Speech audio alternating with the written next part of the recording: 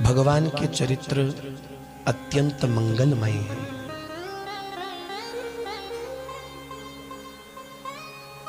अत्यंत रसमय है, दिव्य है। और भगवान के इन आनंदमय, रसमय, परम मंगलमय, दिव्य लीलाओं का श्रवण करने से, मनन करने से, चिंतन करने से जीव के चित्त में सहज भगवत भक्ति प्रकट होती है, भगवत प्रेम प्रकट होता है। और जीव के चित्त में प्रकट हुई भगवत भक्ति, भगवत प्रेम ही जीव को भगवत प्राप्ति करवा देता है।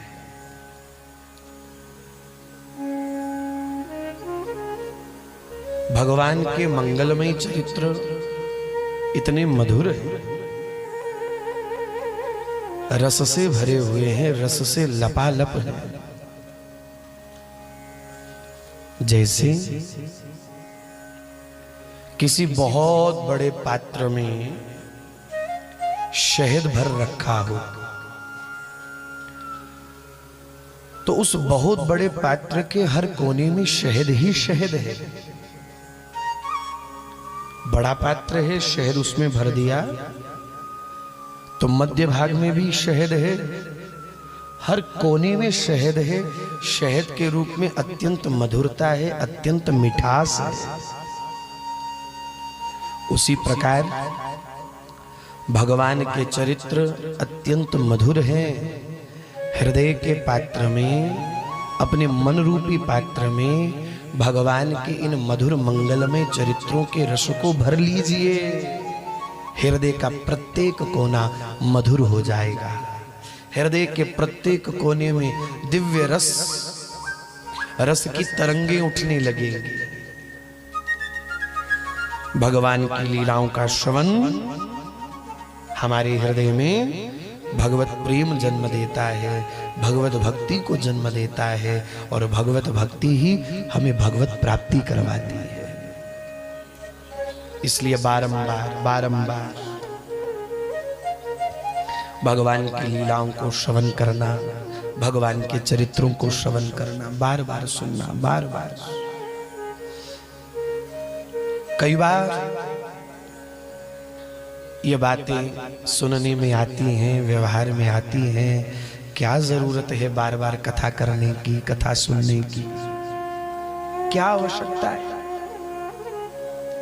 कई बार ये बातें सामने आती हैं व्यवहार में, कई लोगों के मुख से सुनने को आती हैं ये बातें।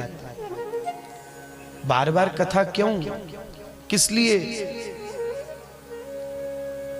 क्या मिल जाएगा कथा सुनने से? कहा वो मिलेगा जो आज तक नहीं मिल पाया है, और जिसे पाना हमारे जीवन का परम लक्ष्य है, वो भगवत भक्ति, वो भगवत प्रेम, वो प्राप्त होगा।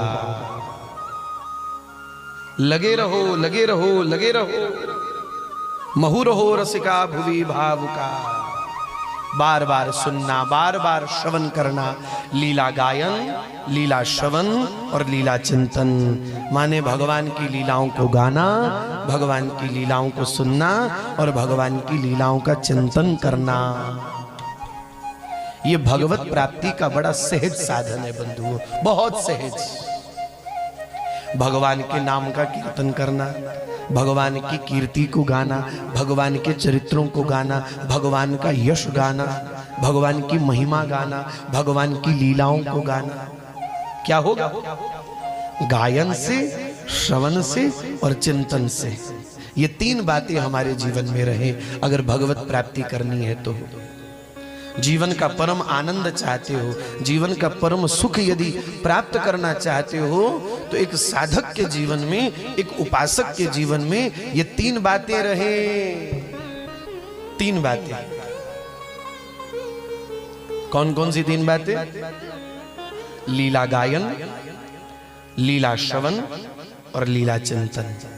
नाम गायन माने गाना, नाम श्रवण और नाम चिंतन, ये तीन बातें अगर उपासक के जीवन में रहेंगी तो भगवत प्राप्ति दूर नहीं है, भगवत प्राप्ति फिर दुर्लभ नहीं रहेगी। इसलिए गाओ, सुनो और मंथन करो, मनन करो। भगवान के नाम के चिंतन से, नाम के गायन से, लीला के गायन से, लीला के श्रवण से, चरित्रों के श्रवण से क्या होगा? धीरे धीरे धीरे धीरे जो मन की कालिक है वो धुलती जाएगी, हृदय निर्मल होता जाएगा और निर्मल हृदय में श्री भगवान के आगमन की, श्री भगवान के आने के लिए वो हृदय तैयार होता रहेगा, हृदय की कुंज तैयार होती रहेगी। जैसे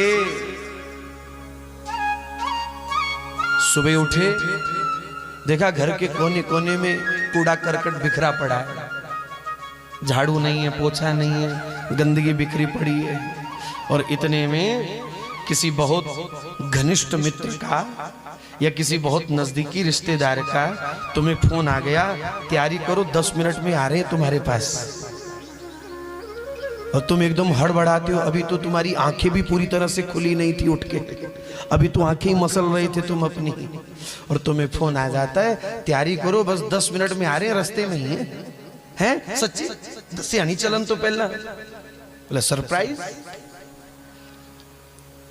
तैयारी करो 10 मिनट में आ रहे हैं तुम्हारे घर में। तो तुम जल्दी जल्दी है, एक को झाड़ू पकड़ाया, दूसरे ने पोछा पकड़ा, महाराज सब साफ सफाई करना शुरू कर देते हो, कहीं परफ्यूम छिड़का सुगंध करने के लिए, कहीं अगरबत्ती जलाई, पहले एक नहाने के लिए बड़ा, फिर दूसरा नहाने के लिए गया, तीसरे में नहाने के लिए समय नहीं बचा तो हाथ मुंह धोया, बढ़िया कपड़े पहन के, इत्र छिड़क के, पाउडर क्रीम लगा करके, और दरवाजे पर मेहमान का स्वागत करने के लिए तैयार हो गए। तुम भी प्रसन्न, मेहमान भी प्रसन्न, क्योंकि चाहते तुम भी थे ये आए, बहुत देर से तुम बुला रहे थे, कभी तो आओ, कभी तो आओ, पास से होकर के निकल जाते हो, कभी तो आओ, कभी तो आओ। उनका आना तो तुम भी चाहते थे और वो भी तुम्हारे पास आना चाहता था, लेकिन अचानक से आ गया, तुम्हारा हृदय भी प्रसन्न हो गया, स्वागत करने वाला भी प्रसन्न है और आने वाला भी प्रसन्न है। उसी प्रकार बंधु भगवान के नाम गायन से, लीला गायन से, लीला श्रवण से, लीला चिंतन से तुम अपने हृदय की कुंज को तैयार करो। अभी तक बहुत कूड़ा करकट तुम्हारे हृदय में पड़ा हुआ है, जगत कामनाओं का, जगत प्रपंचों का बहुत कूड़ा करकट हृदय में इकट्ठा कर रखा है। नाम के द्वारा, लीलाओं के द्वारा, श्रवण के द्वारा, कीर्तन के द्वारा, सत्संग के द्वारा, भजन के द्वारा, सुमिरन के द्वारा, जप के द्वारा, चिंतन के द्वारा मन की इस कुंज की धीरे धीरे सफाई करो। हृदय कुंज की सफाई करने वाली जो झाड़ू सोहनी है ना, वो है नाम, सत्संग। सत्संग की सोहनी से, सोहनी माने झाड़ू, हमारे वृंदावन में झाड़ू को सोहनी कहते हैं।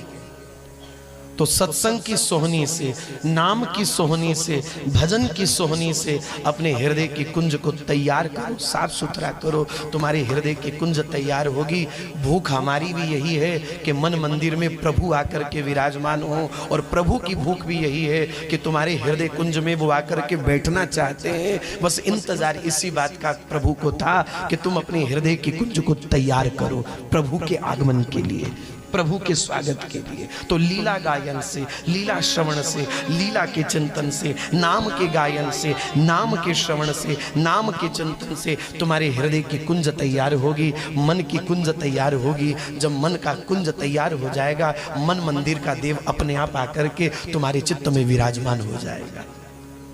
यही अपने जीवन का परम लक्ष्य है, यही अपने जीवन का परम साधन भी यही है, साधना भी यही है।